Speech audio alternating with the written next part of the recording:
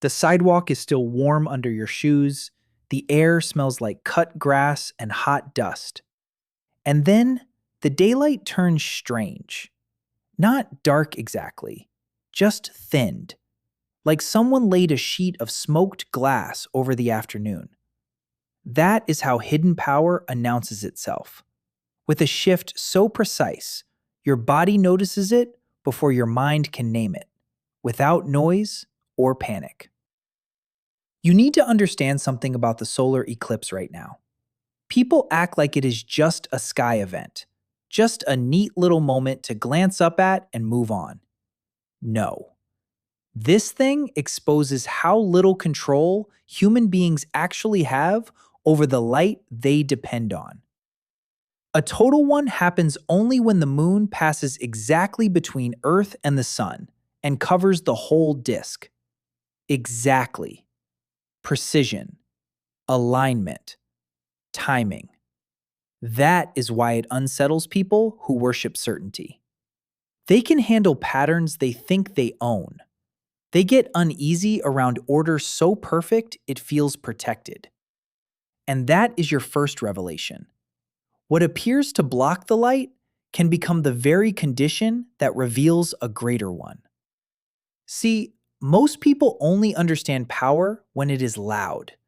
They trust what blazes. They assume the biggest thing in view must be the one in charge. But the sun is about 400 times wider than the moon, and also about 400 times farther away, which means from where you stand, they can appear almost the same size. Let that sink in. What is vast can be covered by what seems smaller when alignment enters the room. That is not weakness. That is placement. That is what throws observers off.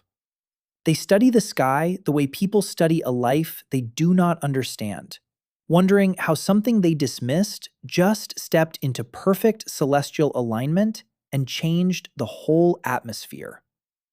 And when that covering becomes complete, something holy in the science shows itself.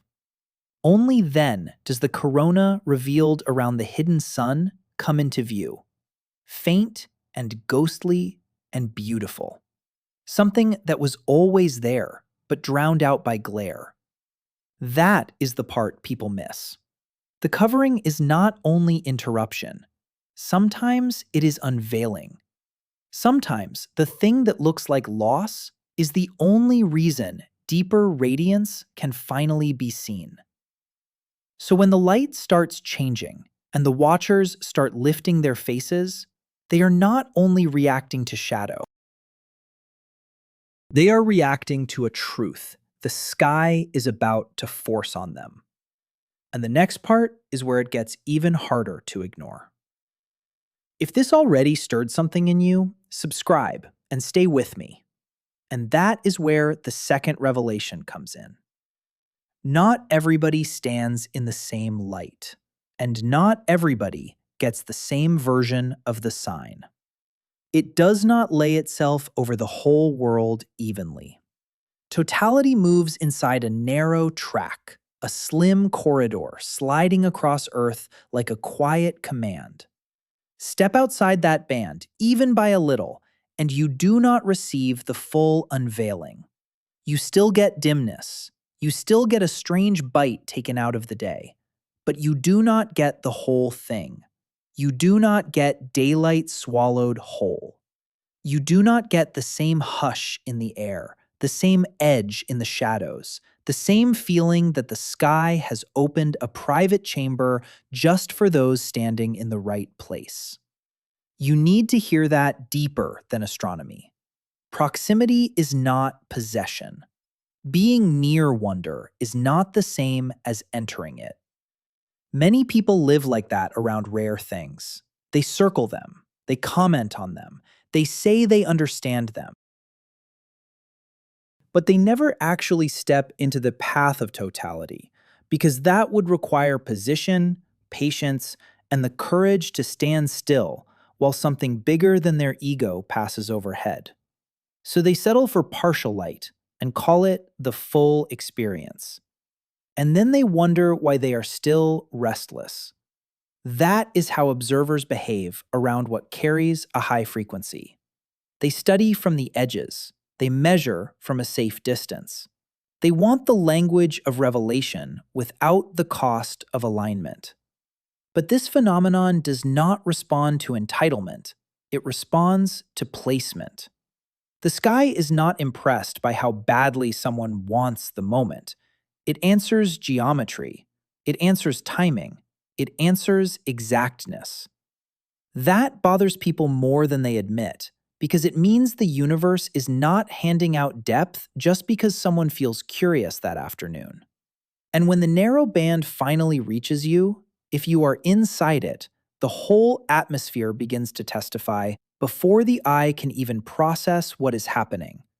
The light drains fast. The ground loses warmth. A breeze that felt ordinary a minute ago starts feeling like a message against your skin. Even the color of the world changes, like someone rinsed the afternoon in cold metal. That is the point where casual attention starts failing, because the next thing this shadow does is not just visible, it is physical. And that physical shift is your third revelation. The sky does not need to touch you directly to change your body. When the moon closes over the sun completely, the air can cool in a way that feels almost personal. Sharper than that, cleaner. The warmth on your forearms begins to drain. The breeze that a minute ago felt lazy suddenly has an edge to it. You can feel it on the back of your neck, across your cheeks, through a thin shirt. The light is changing, yes, but so is the temperature, and that is what shakes people who thought this was only a visual event. It reaches your skin, it enters your breathing, it rewrites the room you are standing in. That is why the ones watching from a distance never really understand it. They can study images, they can memorize timing, they can talk big about alignment, but until that cooling passes over you, until the day itself starts slipping out of its usual rhythm, they are still speaking from the edge. And you know how this works in every realm of life. People describe what they have not embodied all the time. They call that knowledge. It is observation without initiation. During a total solar eclipse, the dimming can feel strangely fast once it reaches its final approach. Colors flatten. Whites stop looking white. Silver car roofs, window glass, pale concrete, all of it takes on this muted, almost brushed steel tone. Shadows grow thin and hard, like they have been sharpened. The whole world starts looking less like late afternoon and more like a place caught between hours. That in-between frequency disturbs people who need everything labeled and stable. But for you, it should ring different, because some of the deepest moments in life happen in thresholds, not in comfort, not in full explanation, in crossings. And then comes the silence nobody warns you about enough. Just a reduction, the kind that makes small sounds stand out. A distant engine, a loose leaf scraping pavement, your own breath. That hush is not empty. It is loaded. It is the atmosphere preparing space for something your normal day would drown out. Because once the light falls far enough, the eclipse does one more impossible thing. It lets daytime start carrying the signatures of night. And that is where people stop pretending they are unmoved. And when that threshold is crossed, the fourth revelation arrives without asking your permission. Daytime starts carrying lights that do not belong to day. Under ordinary noon, the sky is too flooded for that. The sun's glare wipes the board clean. But during totality, when that overpowering brightness is covered, bright stars and even planets can step into view. They were there the whole time. You just could not see them through the domination of the larger shine. That is a word for your spirit if you know how to hear it. Hidden is not the same as absent. Covered is not the same as canceled. Some things in your field have been present all along, waiting for the blinding layer to move aside. That is why this moment rattles people who think visibility equals value. They have been trained to trust only what screams. They honor what performs. They bow to whatever fills the whole room. And then the sky pulls off this quiet correction. It lets a darker interval reveal finer lights. It lets what was overlooked become undeniable. That reversal is holy. It embarrasses shallow measuring systems. The ones watching, the ones studying, the ones trying to decode power by volume alone, they do not know what to do with a sign like this. Because here, the loss of glare becomes the recovery of truth. And you can feel the emotional charge of it in your own chest. The scene is beautiful in that cold, silver-edged, almost breath-holding way. But more than that, it feels exposing. You realize how much the eye misses in normal conditions. You realize how often the obvious has been blocking the eternal. A lot of people say they want revelation, but what they really want is confirmation of what they already believe. This event does not flatter that habit. It breaks it. It says, no, there is more above you than your routine mind has been able to hold. And here is the part that makes the whole thing even more intense. The full unveiling does not stay open long. It does not linger to make everybody comfortable. It does not stretch itself out so doubters can slowly come around. It passes in minutes, a narrow window, a brief permission. A sacred interruption that refuses to over-explain itself. Which means the fifth revelation is not about what you see up there. It is about why something so short can mark people for years after the light comes back. And that briefness is the fifth revelation. The sky needs little to leave a permanent mark on you. Totality only lasts a few minutes, sometimes less than the length of a slow song. Think about how offensive that is to the part of people that wants control. They want wonder on demand.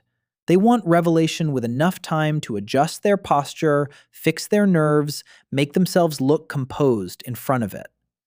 But this event does not wait for your image. It arrives, it opens, and it moves. A narrow passage, a short breath, then it is gone. And somehow that makes it stronger, not weaker. You already know this in your spirit, even if you have never said it out loud. The things that alter you most are often not the things that stayed longest. A sentence can outlive a whole season. A glance can shake a person for years. A few minutes under a darkened noon can become a landmark in memory that ordinary months cannot compete with. That is the paradox. Duration is not the same as weight. Short is not shallow. Brief is not small. That's why people chase the path of totality with such strange devotion. They plan around it. They wait for it. They study maps, forecasts, angles, timing. And some of the same people who act detached about everything else suddenly become very serious when the sky offers a window this rare. Because deep down, even the cynical ones know when something carries real charge. They may joke before it happens. They may posture while the light is still normal. But once the shadow starts claiming the day, the performance begins to crack. The watchers become witnesses. And after it passes, that is when the real disturbance begins. Because the phenomenon ends overhead before it ends in a person. The brightness returns, colors come back, heat gathers again on pavement and skin, engines sound ordinary, voices start up, but inside, something keeps ringing. You cannot quite slide back into the same casual relationship with daylight after seeing it withdrawn so completely and then restored. You have been shown how fragile your assumptions are. You have been shown that the most familiar thing above you can transform in minutes. That is what lingers. Not just the sight, but the rearrangement, the uncomfortable knowing that reality held more than your routine let you notice. And once a person has been rearranged by that kind of sign, the next question is unavoidable. Why do some people soften under it, while others come out of it irritated, defensive, almost exposed? And that is the sixth revelation. This event changes more than the sky. It reveals the condition of the one looking up. The same darkened noon can move through a crowd and produce completely different souls in response. One person goes quiet, almost tender, like something in them has finally remembered scale. Another gets fidgety, sarcastic, weirdly dismissive. They start talking too much right when the light is saying the most. That difference matters because the shadow itself is not rude, not hostile, not chaotic. It is ordered down to the finest degree. So if someone feels offended by it, what they are really reacting to is not disorder. They are reacting to being decentered. A total solar eclipse has a way of doing that. It removes the illusion that your schedule runs the universe. You feel it when the brightness thins and your own importance stops feeling so loud. For some people, that is relief. For others, it is irritation. They were comfortable as long as the day behaved like a servant. They were fine when the sky stayed predictable, flattering, obedient to habit. But when daylight swallowed whole makes the afternoon bow to a deeper pattern, their ego starts twitching. Because now they are standing under something they cannot negotiate with. And you have seen this kind of response before, even if not under the sky. There are always watchers who can admire a thing only as long as it stays smaller than them. The minute it reveals true scale, they get uncomfortable. They call it overhyped. They call it dramatic. They call it nothing special. Not because they believe that, but because awe threatens the false throne they built inside themselves. Wonder humbles the aligned, but it irritates the defended. That is the split. Listen to the deeper message here.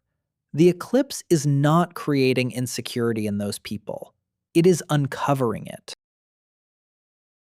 Just like the dimmed glare lets finer lights appear, the same interruption lets hidden reactions surface. What was buried comes up. Restlessness, resistance, the need to mock what they secretly cannot stop thinking about. They came to observe the sky, and the sky quietly turned them into the subject. This phenomenon is more confrontational than people admit. It is a spectacle overhead and a mirror with temperature, timing, and silence built into it. And once you understand that, the next revelation becomes impossible to avoid. Because if the event is exposing the observer, then the darkness in the middle of day is not absence at all. It is a test of what kind of mind you brought into the light. And that is exactly where the seventh revelation turns sharp. The darkness at midday is not chaos. It is order so exact that unprepared minds mistake it for a threat. You feel it. Noon is supposed to feel stable. Bright pavement, hard shadows under your feet, the familiar heat resting on rooftops and hoods and windows. Your nervous system trusts that rhythm. So when the shadow advances and the day begins slipping out of its usual shape, something ancient in people wakes up. Instinct. The part that says, something is wrong, something is off, get it back under control. But control is the lie here. This event was never random. It is the result of perfect celestial alignment, so precise that one world can cover another from your point of view and make the whole afternoon bend around that moment. That is why the reaction matters more than the dimming. Some people meet it with reverence. Others meet it with resistance. Same sky, same cooling air, same hush. Different interior condition. The ones who cannot tolerate mystery start reaching for quick labels. They reduce it, joke over it, talk through it. They need words because they cannot stand surrender.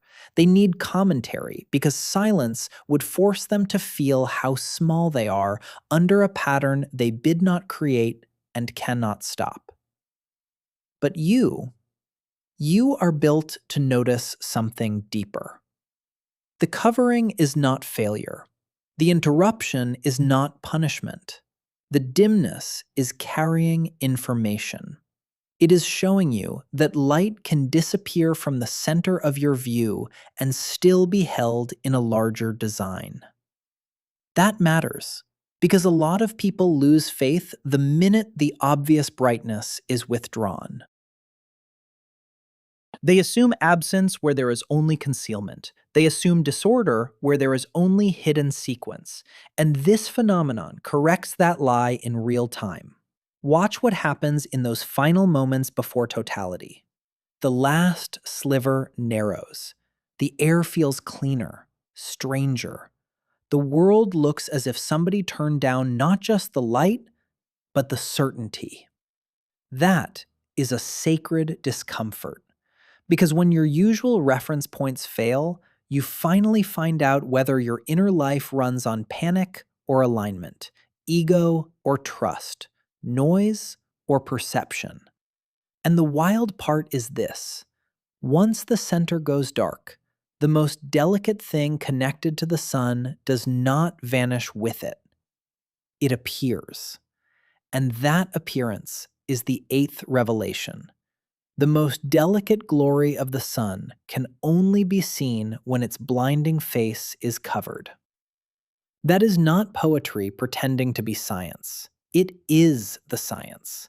During a total solar eclipse, the corona revealed around the blacked-out disk becomes visible, thin, pale, almost feathery, stretching outward in ghostly strands and soft white fire. Under normal daylight, it is there, but the glare is too overwhelming. You do not lose it on ordinary days because it is weak. You lose it because something brighter hides it from your eyes. That difference is everything. Sit with that. A covering can be a prison, yes, but sometimes it is also a permission slip. Sometimes the thing that interrupts your usual view is the only reason a deeper layer becomes visible at all. So this moment hits people in places they do not expect. They come for the darkened sun, and then they are ambushed by tenderness, by detail, by a radiance so fine it would never survive the full force of noon in plain sight. The great revelation is not always in what vanishes. Sometimes it is in what the vanishing finally allows you to see. And this is where the watchers get confused. They expected the main power to be in the blackout. They expected force, maybe fear, maybe spectacle. But the truest thing in that minute is not violence. It is unveiling. It is the hush around the hidden center and the luminous edge that steps forward only under exact conditions. That troubles people who think revelation should always look loud. It humbles people who assumed whatever was not obvious could not be important. The sky says otherwise. The sky says some of the most sacred structures are too subtle to survive constant glare. You need that message because there are seasons when your own life feels covered, dimmed, even paused. And if you judge that season only by what got blocked, you will miss what is trying to emerge around it. The eclipse carries a hard mercy. It does not flatter your impatience. It says, look again. The interruption may be protecting a finer pattern. But here's what makes this even sharper. The beauty of that outer halo is not the final lesson. Because the event reveals not only hidden light around the sun, It also reveals who came for wonder and who only came for the performance of being near it. And that distinction is the ninth revelation. Not everyone standing under the darkened sky is actually receiving what it came to give. Some people come to this moment hungry in the right way. It shows in how they go quiet when the light starts thinning, how they stop trying to own the experience and simply let it pass through them. But others come with a different energy. They want the photo, the reaction, the proof that they were there. They want to collect the event without letting it confront them. And this phenomenon has a way of exposing that fast. Because once the hush settles in and the world takes on that strange steel blue tone, performance starts looking flimsy. You cannot posture convincingly when the day itself is bending. This shadow is such an honest thing. It does not flatter shallow attention. It does not stretch itself out for people who only want to skim the surface. It asks for presence, real presence, the kind that does not need to narrate every second out loud, the kind that can stand in cooling air under a dimmed sky and admit, I am witnessing something I cannot improve with my opinion. A lot of watchers struggle right there. They can study timing charts, they can talk about perfect celestial alignment, they can tell everybody around them that they understand what is happening. But understanding the mechanics is not the same as yielding to the moment. And you know the difference. There is the person who sees the sun covered and becomes more awake. Then there is the one who sees the same thing and immediately reaches for distraction because awe makes them uncomfortable. They laugh too soon. They talk too loudly. They reduce what they cannot fully absorb. That is not confidence. That is defense. When daylight swallowed whole starts pressing against the edges of their certainty, they retreat into performance, because performance is safer than transformation. But the event asks no approval. It keeps moving. The cooling deepens, the strange color gathers, the hidden lights hold their places, and the black center remains suspended with a kind of authority no human posture can match. In that minute, the sky separates curiosity from reverence. It reveals who came to witness and who only came to be seen witnessing. And here is the uncomfortable part. Once the light returns, the ones who treated it like a backdrop are often the most restless afterward, because the thing they refused to receive still touched them anyway. And that restless feeling after the light returns is the 10th revelation. The event can end above you while it keeps unfolding inside you. That is what makes this more than a rare visual moment. The shadow moves on. The sun reclaims its full brightness. The pavement warms again. The strange metallic tone drains out of the world. Ordinary afternoon starts rebuilding itself piece by piece, as if nothing happened. But you know better. Once you have stood under that kind of interruption, routine does not fit the same way. The same daylight that used to feel automatic now carries a memory in it. You have seen it yield. You have seen it step aside. You have seen the familiar give way to the hidden. And that is why people keep talking about it long after the sky has gone back to normal. Because they were recalibrated.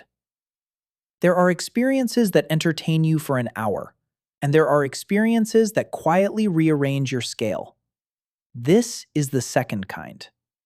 A few minutes under a darkened noon can expose how shallow your old confidence was, or how deep your reverence could become. It depends on what was already living in you when the alignment arrived. That is also why some observers stay obsessed with the memory. They replay it. They search for the right words and still come up short. They compare photos, descriptions, angles, timings, hoping to pin down what really moved them. But the deepest part of it was never just the image. It was the collision between certainty and mystery. It was the feeling of your senses reporting one thing, while your spirit understood something larger was taking place. That kind of imprint does not fade just because the light came back. And notice the paradox. The event is brief, but the echo is stubborn. The sky closes the window fast, yet the interior aftershock can linger for years. That is how true signs operate. They do not always stay long, they stay deep. People who were only there for novelty get annoyed by that. They want a clean ending. They want the atmosphere to reset and leave them untouched. But it does not. Once you have watched the sun disappear in full day and seen hidden structure emerge around the absence, some old assumptions lose their authority for good. Which brings us to the next hard truth. If a sign this exact leaves people changed, then maybe the real dividing line was never what happened in the sky. Maybe it was what each person brought with them before they ever looked up. And that is the 11th revelation. The deeper divide was never between people who saw it and people who missed it. It was between people who could let the sky correct them and people who needed the sky to agree with them. That sounds harsh, but stay with me. This event asks no permission to mean what it means. It does not pause to make sure your worldview is comfortable. It moves with its own authority. The moon crosses, the light changes, the air cools, hidden structure appears. And in that sequence, something very clean happens inside the observer. Either you soften into humility, or you tense up and start defending the version of reality where you are still in charge. That is why the same totality can leave one person grateful and another strangely irritated. You can hear it in the aftermath. Some speak about it with care, like they are trying not to bruise the memory. Others talk over it, minimize it, flatten it into a joke, reduce it to a checklist item. They are not doing that because the experience was weak. They are doing it because the experience was too strong to file away neatly. When something this exact touches a person who has built their identity on certainty, it shakes the frame. And people do funny things when their frame gets shaken. They call sacred things overblown. They mock what moved them. They pretend indifference where there was actually exposure. But you are meant to catch the pattern. The sun does not stop being immense because the moon covered it from your position. The greater reality remains what it is, whether your comfort can handle the view or not. That is a hard word for anyone who has confused perspective with truth. Just because something larger is temporarily hidden does not mean it has lost power. Just because light is interrupted does not mean order has failed. Sometimes the interruption is the evidence that order is operating at a level you were never going to control anyway. And that is why this phenomenon keeps pressing on the ego long after the sky clears. It proves that the universe can humble you without harming you. It can expose your scale without insulting your worth. It can reduce your noise and still leave you more awake than before. But once you really accept that, another question opens up. If the covering never diminished the sun, then what have you been misjudging in your own life just because something bright went temporarily out of view? And that question is the 12th revelation. This sign does not only teach you about the sky, it confronts the way you judge seasons in your own life. When the bright center is covered, your first instinct might be to call it loss. That is the reflex. You see less light, feel less heat, watch the familiar order of the day go strange, and your mind wants to name that as decline. But the event itself argues back. It says, look closer. The greater body did not fail. The source did not burn out. The radiance was not destroyed. What changed was your angle, your access, your immediate view. And in that altered view, something hidden became visible that ordinary conditions would never have let you see. That is a hard correction for people who only trust what is obvious. They assume if the center is obscured, the power must be gone. If the room gets dim, the blessing must have left. If the warmth drops, the order must be broken. But the shadow proves otherwise. The same sun is still there in full force. The same pattern is still holding. The same larger design is still operating with exactness. The interruption did not cancel the source. It only changed what your eyes were allowed to receive for a moment. And so, this phenomenon carries such a confrontational mercy. It exposes how quickly people mistake temporary concealment for permanent defeat. The Watchers do this in the sky, and they do it in every other area of existence too. They see a pause and call it punishment. They see a covering and call it abandonment. They see a dimming and decide the story is over. But this alignment does not support that shallow reading. It says the opposite. It says there are moments when the most faithful thing happening is the thing you do not understand in real time. Feel the power in that. During the path of totality, the world does not become less ordered. It becomes ordered in a way your senses are not used to. So it feels sacred and unnerving at the same time. The sky is not malfunctioning. It is revealing a layer your normal day cannot carry. And once that lands in you, the next truth starts pressing forward. Because if concealment can still hold power, then the return of the light is not just relief. It is a message. And that message is the 13th revelation. When the light comes back, it does not return to the same person who watched it leave. The sun reappears fast after totality. You can see the first sharp edge break out, and suddenly the strange stillness begins to loosen. The metallic color starts warming. Contrast returns to walls, pavement, leaves, skin. The chill begins to lift. Ordinary day rushes back in almost as if it is trying to cover the evidence. But that is the trick. You cannot unsee what just happened. The restoration of brightness is not a reset. It is a witness. It tells you that temporary obscuring was never the end of the story. The source remained intact the whole time. So the return of light hits deeper than simple relief. Relief is only the surface emotion.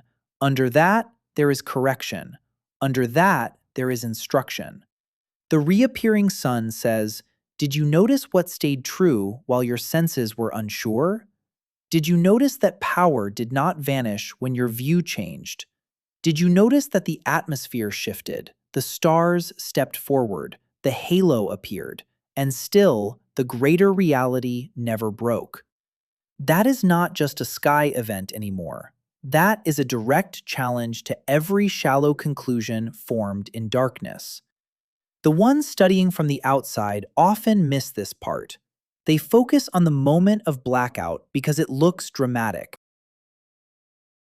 They do not understand that the return is just as confrontational, because when brightness comes back, it exposes what the interruption did to you. Did it humble you? Strengthen you? Soften your grip on control? Or did you spend the whole event resisting it, only to be left with your own untouched defenses once the day resumed? The light returning does not flatter your performance. It reveals what the absence uncovered. And there is a holy irony here. People think they want life to stay bright all the time. But if it did, they would never have seen the outer fire, never felt the cooling message, never watched daytime carry the face of night. Constant glare hides things. Interruption teaches. The restored sun proves the covering was temporary. The memory proves the unveiling was real. So now you are standing in the afterglow of a lesson the sky delivered without speaking. And the next truth is the one most people avoid. Because once you know the source remained powerful even while hidden, you can no longer keep calling every covered season in your life a failure. And that is the 14th revelation. The lesson was never only that light comes back. It is that what looked like interruption was serving a deeper unveiling the whole time. Many people can accept restoration after the fact. Fine. The sun returned, the heat came back, the strange hush lifted. They can call that comforting. But the stronger truth is harder to swallow. The covering itself had purpose. Without it, you would not have seen the outer fire.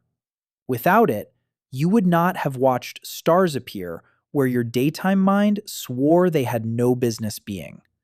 Without it, you would not have felt how quickly your sense of control can thin out under a higher pattern. The event did not merely survive the interruption, it was defined by it. That is the reversal many watchers resist. They can handle endings and recoveries. They are less comfortable admitting that the middle, the dimming, the chill, the uncertainty, the suspended breath, was not meaningless collateral. It was the doorway. It was the condition required for the hidden layer to be seen at all. That is why the sky can feel almost confrontational when you really listen. It does not only say, "Hold on, the light will return." It says, "Pay attention, because the covering has work to do while it is here."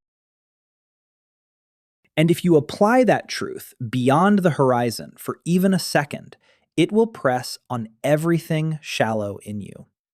Because now you can no longer romanticize only the comeback and ignore the exact season that made revelation possible. Now you have to respect the narrow passage, the cold air, the altered color, the hush, the black center, the fine halo. You have to admit that some forms of grace arrive disguised as blockage to make the unseen edge visible. The solar eclipse is ruthless with false narratives that way. It does not let you keep saying, if the bright center is covered, then nothing good can be happening. No.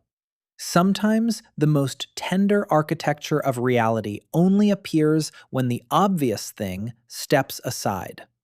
Sometimes the interruption is not against you, it is clearing glare. And once that settles into your bones, the next truth gets very personal. Because if the covering was never the enemy, then the real question is not whether darkness visited. The real question is what it allowed you to see. And that is the 15th revelation. Once you stop calling every covering a failure, the phenomenon turns from spectacle into mirror. Now, it is no longer only about the darkened disk, the cooling air, or the briefness of totality. Now it starts asking you harder things. What in your life have you judged by glare alone? What have you called powerful just because it was bright, loud, obvious, impossible to ignore? And what quiet truth, what finer structure, what hidden edge have you missed because the dominant light in front of you took up all your attention? This is where the event stops being something you watched and becomes something that reads you back, so the experience stays under the skin. It exposes how addicted people are to the visible center. They trust what shines hard. They trust what arrives with heat, certainty, force. But the sky already corrected that. It showed that what dominates the eye is not the whole story. It showed that when the central blaze is interrupted, subtler realities step forward, ones that were never absent, only outshone. So now the question is personal. Where have you confused brightness with truth? Where have you mistaken constant exposure for real authority? The watchers hate this part because this is where the lesson can no longer stay decorative. They can admire the image from a safe distance. They can repeat the facts. They can talk about timing and shadow and alignment. But once the eclipse starts confronting the inner life, their defenses wake up again. Because self examination is harder than sky watching. It is easier to point upward than inward, easier to describe the dimming than to admit how much of your life has been ruled by noise. But you are not being invited into fear here. You are being invited into discernment. The dimmed noon is not asking you to distrust light. It is asking you to recognize different kinds of it. There is the kind that floods everything so completely you stop noticing detail. And there is light that appears only when the flood recedes. Fine, quiet, exact, almost tender. If you cannot tell those apart, you will keep misreading your own seasons. And once that lands, one final discomfort rises with it. Because the sky was never just showing you what disappears when the sun is covered. It was showing you what finally becomes visible when the glare steps aside.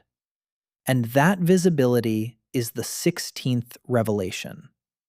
The event was never trying to impress you as much as it was trying to train your sight. Once you understand that, the whole experience changes shape. The darkened noon, the cooled air, the brief opening, the hidden lights, the pale outer fire, none of it was random atmosphere. It was instruction. The sky was showing you in real time that your first reading of a moment is often the shallowest one. You see dimming and think loss. You feel interruption and think delay. You watch the center go black and think something has failed.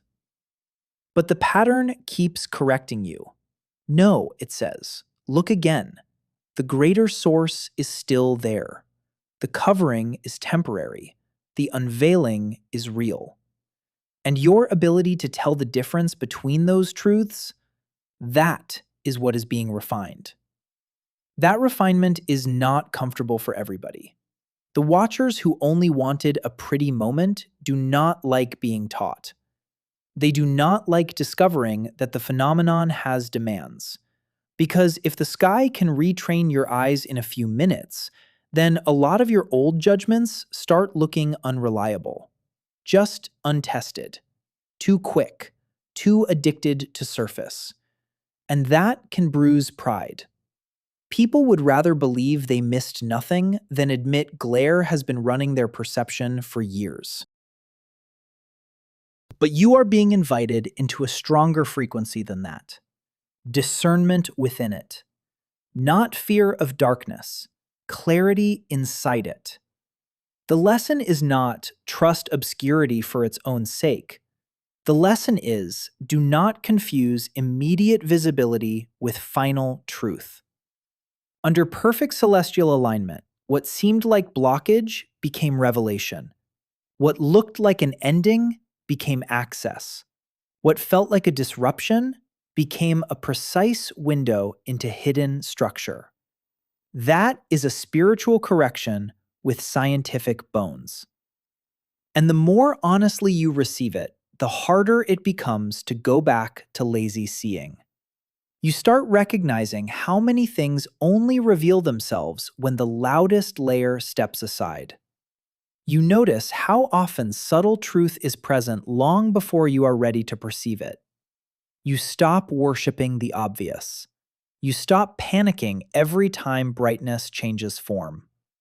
Because at this point, the deepest question is no longer what happened in the sky. That part is already clear. The question now is whether you are willing to live as if the lesson was true. And the next part is where that answer stops being abstract. And that answer stops being abstract the moment you realize this was never only a lesson about the sun, the moon, and the narrow path below them. It was a rehearsal for how you meet every season that does not make immediate sense. Because now, the pattern is inside you. A greater light can remain fully present even when your view of it is blocked. A smaller thing can change everything from your position without becoming greater in essence. A brief window can carry more truth than a long season of routine. Hidden structure can be more real than visible dominance. None of that is theory anymore. The sky acted it out in front of you. It gave you a living diagram. And once you saw that diagram, you cannot go back to calling every interruption meaningless. This is where people split for the last time. The watchers who only wanted a spectacle will let the memory fade into trivia. They will store it with photos and little facts and move on unchanged.